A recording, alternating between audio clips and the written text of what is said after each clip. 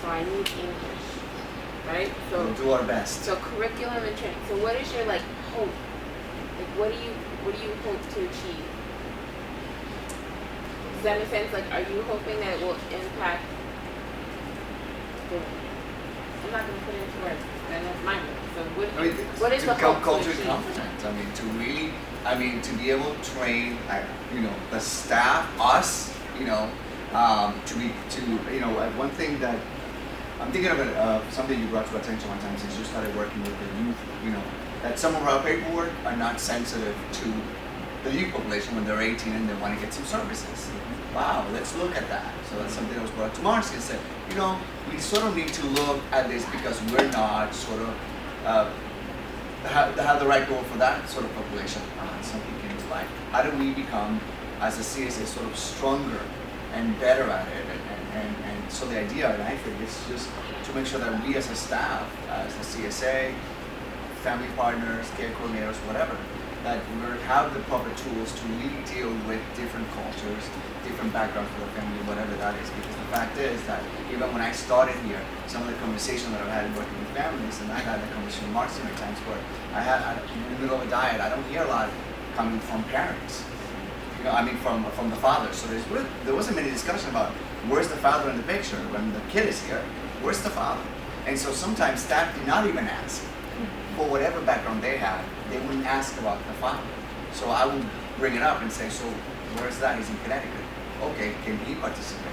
Maybe there's a reason that why couldn't be. But what about dad's family? Is there something there? Sort of open our eyes to really develop an SNCD that's strong. So it's changing diapers. I would add that I think a big part of that is just trying to raise the bar for the foundational skill set that our grandparents now have and go out there today.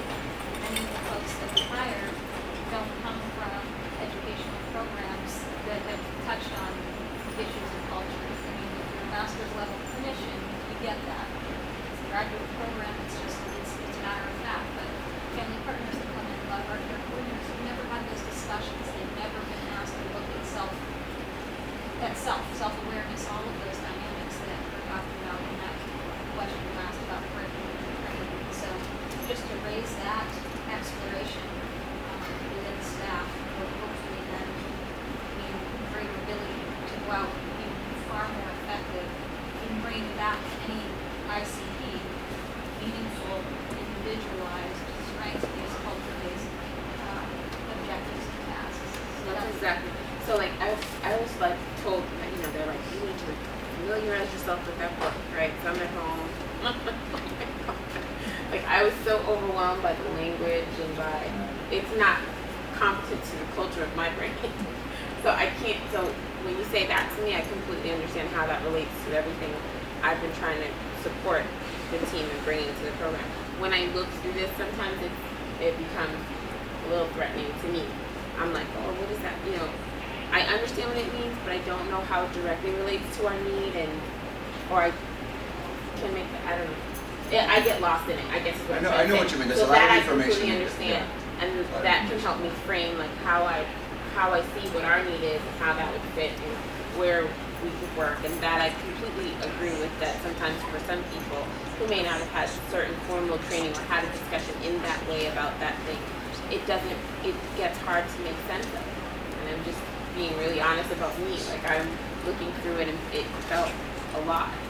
But then when you kind of take little bite-sized pieces of it, I can see how really attacking paperwork or the way something is delivered or the way something is used or every part of the process, deliver whether that. we're talking about hands, SNCD, engagement, facilitation of care plans, meeting, all of those dynamics related to this topic sort of are a thread that comes through all of that. So that's where this, as we say, commissioning committee justifies to our director the importance and value of why something was created.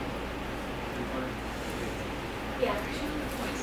One thing about would it be helpful if we were thinking about maybe a poster as a physical representation. A lot of our young adults have said, we want to see ourselves represented on the walls, whatever culture would be a cultural representation. So maybe doing a poster that represents this community that people could put up in a couple different languages. and you can help us to encourage both young adults or any of our clients to say, okay, we're a work in progress, maybe kind of open the door to it. Similar how if you have a rainbow, it might encourage the gay, lesbian, bisexual, transgender community to say, oh, okay, this space is open to talk about these things.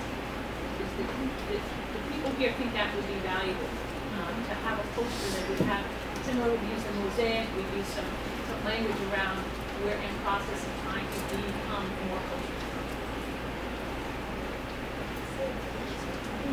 Is there an age group?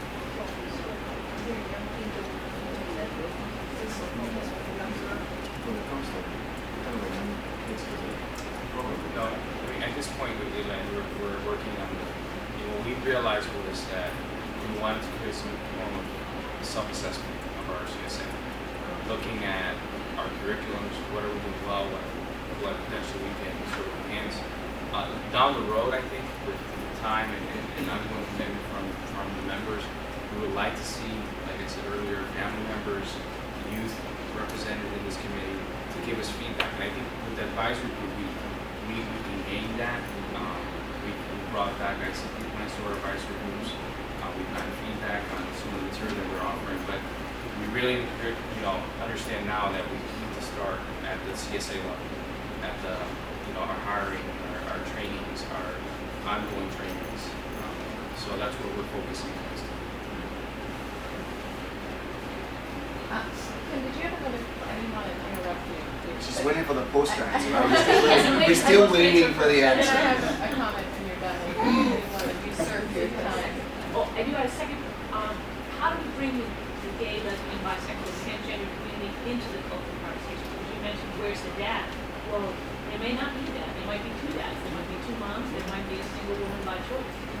So we need to also bring in the language around that. We just had a meeting with some experts in that field to talk about how do we go out, and I thought this would be a great place. How do we incorporate that in our cultural competency? I just read an article about, so when you mentioned that, an article that you actually sent to us, Jen, about, gay, lesbian population and sort of a language of gender identity and what it means. And it's so broken down into so many different things. It was really interesting to really be aware and to learn that, because that becomes